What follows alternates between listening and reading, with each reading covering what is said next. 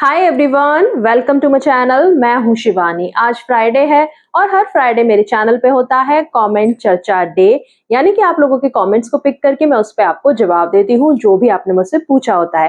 तो अगर आपके मन में भी कोई सवाल है जो आप मुझसे पूछना चाहते हो, कुछ डिस्कस करना चाहते हो, तो इस वीडियो के नीचे कमेंट सेक्शन में अपना सवाल आप मुझे भेज सकते हैं। और ये वीडियो एंड तक जरूर देखिएगा पूरी चर्चा सुनने के लिए। कुछ भी अच्छा लगे इस वीडियो में तो एक थम्स अप करके लाइक जरूर करना है, शेयर करना है इस वीडियो को और सब्सक्राइब कर लेना है चैनल को। आइए शुरू करते हैं अब आज का वीडियो। शिवानी मैम, जिस औरत ने नसबंदी का ऑपरेशन किया है, अगर उस औरत के साथ बिना प्रोटेक्शन सेक्स किया तो क्या वो प्रेग्नेंट हो सकती है? प्लीज बताएं। देखिए, नसबंदी का ऑपरेशन ही इसलिए होता है कि प्रेगनेंसी अगर आपको आगे कंटिन्यू नहीं करनी है तो इस ऑपरेशन के बाद आप विदाउट एनी अदर प्रोटेक्शन आप इंटीमेट हो सकते हैं और फिर आपको प्रेगनेंसी नहीं होगी। पुरुषों में भी नसबंदी होती है, उसका भी यही रीजन होता है। आपके पास चॉइस होती है मेल फीमेल दोनों में से कि कौन ये ऑपरेशन कराता है।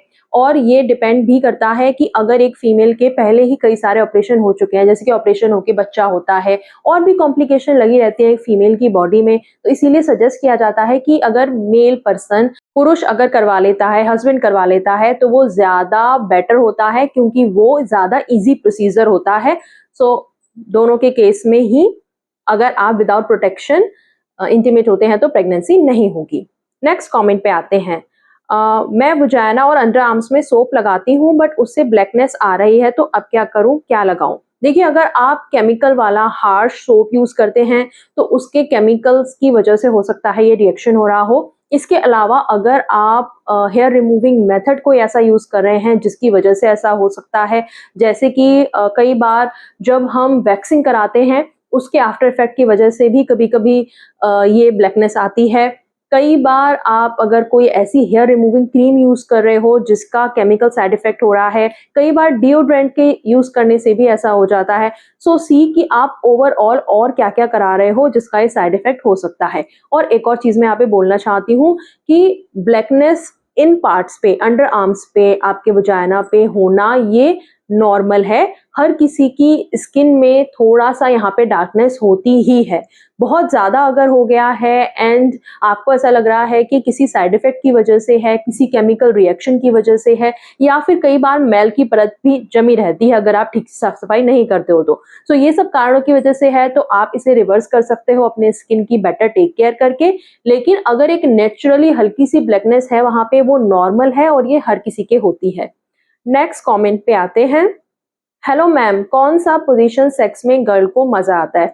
हर पोजीशन में गर्ल्स को मजा आता है, डिपेंड्स अपॉन कि उनका भी मूड हो, वो भी एक्साइटेड हो, सेक्सुअली अराउज्ड हो, तो वो हर पोजीशन में एंजॉय करती हैं। नेक्स्ट कमेंट है, hi sister, I want to ask something about girls women which I have been noticing from my girlfriend.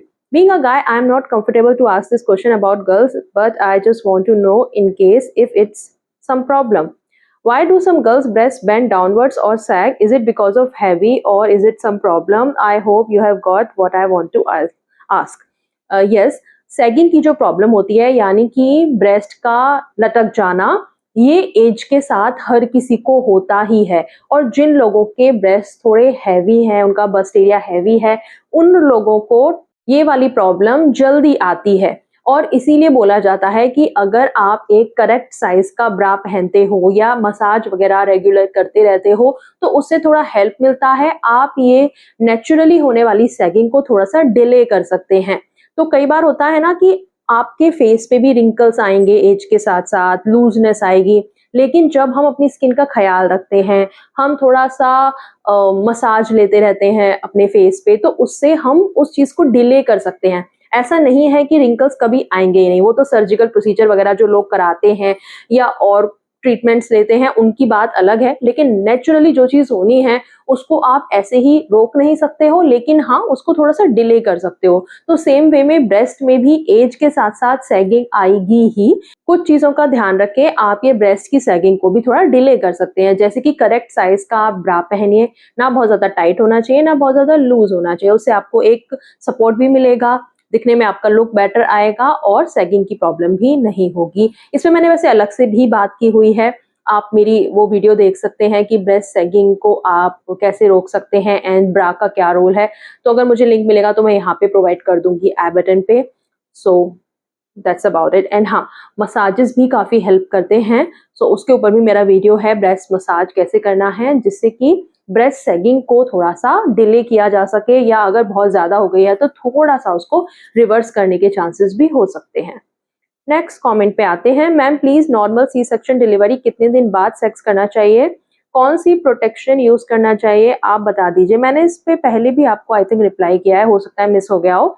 So C section के बाद में आपको 40 टू 45 डेज तक रेस्ट पीरियड चाहिए होता है एक फीमेल को। उस टाइम पे उनका थोड़ा बहुत जो ब्लीडिंग भी हो रहा होता है वो खत्म हो चुका होता है, और उनके जो टाँके लगे होते हैं सी सेक्शन में वो भी हील हो चुके होते हैं। आफ्टर 40-45 डेज जब डिलीवरी हुई है उससे 40-45 दिन बाद आप एक विजिट पे जाइए, एक गायनेक के विजिट पे जाइए, उनको अपने टाँके चेक करा सकते हैं आप कि वो ठीक से हील हुए हैं या नहीं हुए हैं। कई बार टाँकों में प्रॉब्लम हो जाती है, वहाँ पेन हो जाता है, वहाँ पे गलाव सा पड़ने लग जाता है, तो ऐसे सारे केस में तो उसको बेटर केयर की ज़रूरत है और इंटीमेट नहीं होना है उस टाइम पे। सो एक बार आप अपने गायनेक को ये विज़िट कर लें 40-45 दिन बाद और वो बोलें कि सब कुछ ठीक है, आपके टाँके अच्छे से हील हुए हैं, तो उसके बाद में आप धीरे-धीरे ट्राई कर सकते हैं। बहुत ज़्यादा कुछ भी हार्शली नहीं करना है, शुरुआत के टाइम पे बहुत ही लाइट एंड हल्के तरीके से जाना है, और फीमेल पार्टनर का रेगुलर फीडबैक भी लेना है कि उनको कोई प्रॉब्लम तो नहीं हो रही है ऐसा करने में, मतलब इंटीमेट होने में। नेक्स्ट कमेंट पे आते हैं, और हाँ, प्रोटेक्शन का आपने पूछा। सो आप कॉन्डोम का यूज कर सकते हैं, एंड कुछ टाइम तक तो वैसे अगर आपकी female partner exclusive breast feed ही कराती है, मतलब जो बेबी है वो सिर्फ अपनी मम्मा का ही एक्सक्लूसिव ब्रेस्ट फीड करता है, ऊपर का दूध या जो पाउडर मिल्क है वो नहीं ले रहा है, तो ऐसे में तो आप बिना प्रोटेक्शन के भी कुछ टाइम तक कर सकते हैं। उसके बाद में कॉन्डोम आप यूज कर सकते हैं।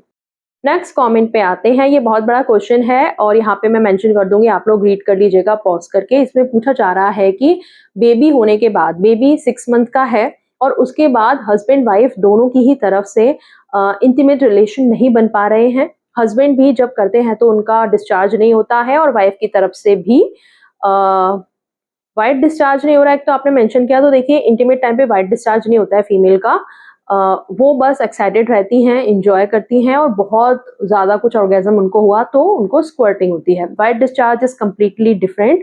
उसके बारे में अगर आपको ज़्यादा जानकारी नहीं है तो इस पे मेरी वीडियो है फीमेल डिस्चार्ज, वाइट डिस्चार्ज के ऊपर, आप वो देख सकते हैं, मैं यहाँ पे लिंक दे दूँगी। और कोई डाउट है उसके बारे में तो आप मुझसे कमेंट में पूछ लेना। तो अब आते हैं इस कमेंट पे कि मेल और फीमेल दोनों की तरफ से एक अच्छा सेक्सुअल रिलेशन नहीं हो पा रहा है आफ्टर बेबी। तो देखिए फीमेल का तो ये है कि बेबी होने के बाद उनको एक कांस्टेंट स्ट्रेस होता है। पोस्टपार्टम स्ट्रेस भी एक बहुत बड़ी चीज़ है जिसके चलते उनको सेल्फ डाउट्स होते हैं, उनको बहुत ज़्यादा सपोर्ट और केयर की ज़रूरत होती है, और स्पेशली उसका हस्बैंड उसको बहुत ज़्यादा सपोर्ट केयर की ज़रूरत होती है। उसको कई बार नेग्लेक्टेड फील होता है, कई बार वर्थलेस फील होता है, ऐसे ख्याल कई बार आते हैं, और ये बहुत कॉमन है पोस्टपार्टम स्ट्रेस होना। तो हस्बैंड को सबसे पहले तो अपनी वाइफ के लिए इमोशनल अवेलेबल होना पड़ेगा, उनसे कांस्टेंट बात करनी पड़ेगी, वो क्या फील कर रहे हैं, क्या गो थ्रू कर रहे हैं। तो जब आपका इमोशनल बॉन्ड परफेक्ट होगा ना, तभी आपका फिजिकली भी चीज़ें आगे बढ़ेंगी। इमोशनली आप अगर उनका ख्याल रख रहे हो वाइफ का, एंड उनको लविंग केयरिंग फील हो रहा है, तो उसका आगे का स्टेप जाके फिर उनका कुछ करने का मन करेगा। जहाँ तक बात है हस्बैंड की, तो हस्बैंड का तो पता नहीं ऐसा क्यों हो रहा है। हो सकता है क्योंकि वाइफ की तरफ से वो रेस्पॉन्स ना मिल रहा हो, जिसकी वजह से हस्बैंड भी परफॉर्म ना कर पा रहा हो, क्योंकि दोनों ही तरफ से चीज़ें होती हैं। अगर वाइफ ही ऐसा कुछ मतलब उनको फील कराएगी कि मूड ऑफ जैसा, या मन नहीं है, या ज़बरदस्ती कर रही है, या पार्टिसिपेट नहीं कर रही है, तो ऐसे में हस्बैंड का भी फिर मन नहीं करता है।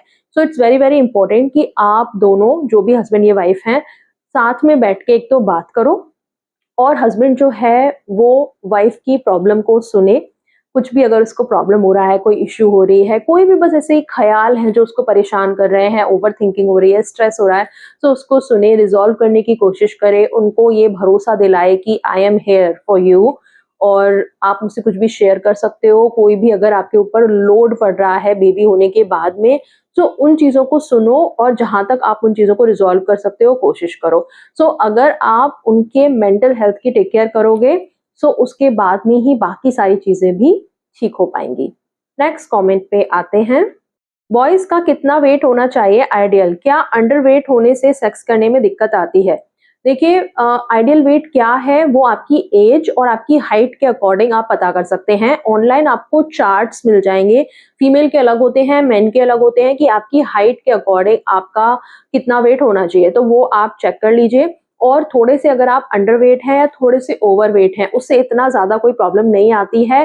प्रॉब्लम किस चीज से आती है कि अगर आपकी लाइफस्टाइल ओवरऑल ठीक नहीं है, अगर आप सही वेट के हैं अपने, लेकिन आपकी लाइफ में स्ट्रेस बहुत ज्यादा है, उसका नेगेटिव इफेक्ट ज्यादा पड़ेगा। अगर आप नींद ठीक से नहीं लेते हैं, अगर आप पानी ठीक से नहीं पीते हैं, अगर आप एक अच्छा न्यूट्रिशियस वाला खाना नहीं खाते हैं, न्यूट्रिशन फुल खाना नहीं खाते हैं, प्रोटीन्स नहीं लेते हैं प्रॉपर, तो इन सब का ज्यादा इफेक्ट पड़ेगा। ना कि इससे मतलब है कि वेट ठीक है या थोड़ा वेट ज्यादा है या थोड़ा वेट कम है। हाँ, अगर बहुत ज्यादा वेट कम है या बहुत ज्यादा वेट बढ़ा हुआ है तो उन चीजों का भी नेगेटिव इफेक्ट पड़ता है, लेकिन थोड़ा बहुत अगर ऊपर नीचे है तो उसमें इतना प्रॉब्लम नहीं है। बस आप इस चीज पे फोकस करिए कि आपकी जो ओवरऑल लाइफस्टाइल है वो ठीक रहनी चाहिए, एक हेल्दी लाइफस्टाइल आपकी होनी चाहिए। नेक्स्ट कमेंट पे आते हैं। मैम, क्या बच्चा सिर्फ सेक्स स्पर्म और एग से ही बनता है? क्या इसके बिना भी हो सकता है? देखिए, स्पर्म और एग तो चाहिए ही होगा। मेल पार्टनर का स्पर्म एक हेल्दी स्पर्म और सेम वे में एक हेल्दी एग, और उन दोनों के मीटअप से ही बच्चा बनता है। अब ये मीटअप जो है वो सेक्स के दौरान नेचुरली तो होता ही है, ये एक नेचुरल वे है। लेकिन अगर कोई प्रॉब्लम आ रही है नेचुरल बेबी कंसीव करने में, तो ऐसे में कुछ मेडिकल प्रोसीजर्स भी होते हैं जिनके थ्रू ये मीटअप कराया जाता है और बेबी होने के चांसेस को बढ़ाया जाता है। सो सेक्स के अलावा दूसरा तरीका है, जैसे कि आईवीएफ ट्रीटमेंट है, आईयूआई ट्रीटमेंट है, सो जो कि हेल्प करता है प्रेगनेंसी को जल्दी कंसीव करने के लिए। लेकिन स्पर्म और एग तो चाहिए होगा, उसके अलावा और कोई तरीका नहीं है। नेक्स्ट कमेंट पे आते हैं। हेलो दी, आपके एक वीडियो में बोला था कि आप डाइट कर रहे हो, प्लीज आप अपना डाइट प्लान शेयर करें। प्लीज दी, फुल वीडियो बना दो डाइट पर। नहीं, मैं कोई डाइट नहीं ऐसी सच ले रही हूँ कि जिसको बोला जाए कि हाँ मैं डाइट कर रही हूँ। नहीं नहीं नहीं, ऐसा कुछ भी नहीं है। पहले क्या था ना कि मैं बहुत ज्यादा जंक फूड, फ्राइड फूड, बाहर का खाना फ्रीक्वेंटली खा लेती थी, जिसका एक नेगेटिव इफेक्ट था मेरी बॉडी पे एंड ओवरऑल लाइफस्टाइल में भी मेरी प्रॉब्लम थी। मैं डिहाइड्रेटेड रहती थी, मैं ठीक से स्लीप नहीं लेती थी। सो मैं अभी कोशिश कर रही हूँ, ये जब से ये साल शुरू हुआ है जनवरी से, कि मैं अपनी लाइफस्टाइल को बेटर करूँ, मैं अच्छे से नींद लूँ, मैं डिहाइड्रेटेड ना रहूँ, मैं पानी प्रॉपर लूँ, और खाने की जहाँ तक बात है तो बाहर का खाना कम से कम खाऊं, अवॉइड करूं, और घर पे भी जो मैं खाना बनाती हूँ उसको थोड़ा बेटर तरीके से बनाऊं, कम तेल यूज करूं, और जो कार्बोहाइड्रेट्स है यानी कि जो चावल है या जो रोटी है वो थोड़ा सा कम क्वांटिटी में लूं, और वही जो सब्जी है या दाल है वो सब मैं ज्यादा क्वांटिटी में लूं। तो थोड़ा सा मैं बस माइंडफुल ईटिंग आजकल करती हूँ। फ्रूट्स को मैंने शामिल किया है कि रोज कुछ ना कुछ पोर्शन में एक फ्रूट मुझे लेना है। सैलेड मैं रोज ले रही हूँ, जब भी मेरा लंच का टाइम होता है उससे जस्ट पहले मैं एक सैलेड बोल या सैलेड प्लेट बनाती हूँ, जिसमें कि खीरा है, गाजर हो गया, कभी कभी कुछ ऐसा अगर मैं खाने वाली हूँ, मतलब लंच में कि कुछ दाल है या राजमा है, छोले है, उनके साथ प्याज बहुत अच्छा जाता है, सो वो मैं ले लूँ। सो डिपेंड्स अपॉन कि एवरीडे का अलग अलग चीजें रहती हैं। जो मेरा सबसे ज्यादा मतलब फुलफिलिंग खाना होता है वो लंच टाइम होता है, जब मैं रोटी या फिर चावल में से कुछ एक चीज लेती हूँ, एक गीली सब्जी रहती है या दाल रहती है, एक सूखी सब्जी रहती है, सैलेड रहता है।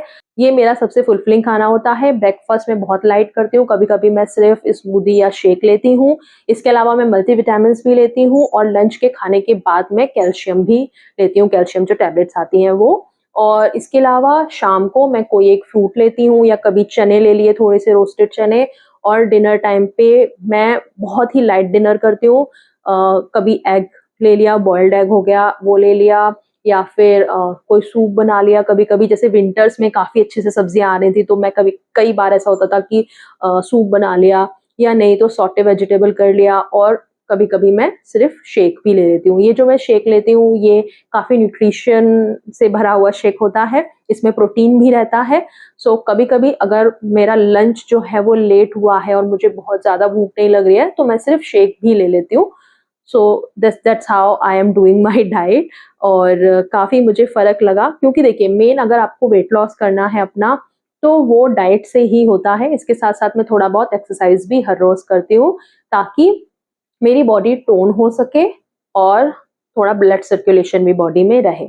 और इन चीज़ों ने काफ़ी हेल्प किया है। एक कमेंट और था, किसी ने मुझसे पूछा था कि मैं हेल्दी बीएमआई में हूँ या नहीं, तो ऑब्वियसली मैं नहीं हूँ। मैंने कितनी बार मेंशन किया है कि मैं ओवरवेट थी, ओबीस की कैटेगरी में मैं आने लगी थी, तब मेरे दिमाग में थोड़े से एंटीना खड़े हुए कि नहीं भई कहाँ जा रही हूँ मैं, और थोड़ा-सा कॉन्शियस डिसीज़न लेने पड़ेंगे। और इस साल के रेज़ोल्यूशन में मेरा एक यही था कि मुझे अपना वेट लॉस करना है, एंड मैं कोशिश करूँगी कि मैं अपने आइडियल वेट पे आ जाऊँ इस साल के खत्म होने तक। और इसके लिए मैं बहुत ज़्यादा कुछ तामझाम नहीं कर रही हूँ, ये बस जो वीडियो में चीज़ें शेयर करी वही कर रही हूँ। और हाँ, कुछ ऐसे फूड होते हैं जिनमें कैलोरी की मात्रा हाई होती है, जैसे कि आलू हो गया, तो मैं कोशिश करती हूँ कि आलू मैं तब तक ना खाऊँ जब तक ज़रूरत ना हो। अगर मेरे पास दूसरी सब्जियों का ऑप्शन है तो मैं वो प्रेफ़र करती हूँ, और आलू मैंने काफ़ी कम कर दिया है। जबकि पहले क्या होता था कि मोस्टली हमारे घर में आलू ही बनता था, क्योंकि हमारे घर में आलू ही सबसे ज़्यादा खाया जाता है। तो अगर मेरे घर में आलू की सब्ज़ी बन भी रही है, तो मैं उसके साथ-साथ अपने लिए कुछ और बना लेती हूँ, या साथ में कुछ दाल ज़रूर बना ली। तो इस तरीके से मैं थोड़ा-सा लाइफ़स्टाइल को इम्प्रूव कर रही हूँ, अपने खाने को थोड़ा-सा हेल्दी बना रही हूँ। एज़ सच मैं कोई बहुत बड़ा कुछ ऐसे डाइट प्लान वगैरह नहीं फ़ॉलो कर रही हूँ। I hope this help. And अगर और भी कोई क्वेश्चन हो आपके मन में, तो आप मुझसे पूछ सकते हो कमेंट चर्चा में। यही थे सारे कमेंट जो मैंने आज की वीडियो के लिए पिक करे थे। एंड मिलते हैं आपसे अगली वीडियो में। ढेर सारे कमेंट करते रहा करो, ऐसे ही सवाल मुझसे पूछते रहा करो, मुझे बहुत अच्छा लगता है आपसे ऐसे बात करना। एंड आई होप आपको आज की वीडियो अच्छी लगी हो। अभी के लिए इतना ही, मिलूंगी आपसे अगले वीडियो में। बाय।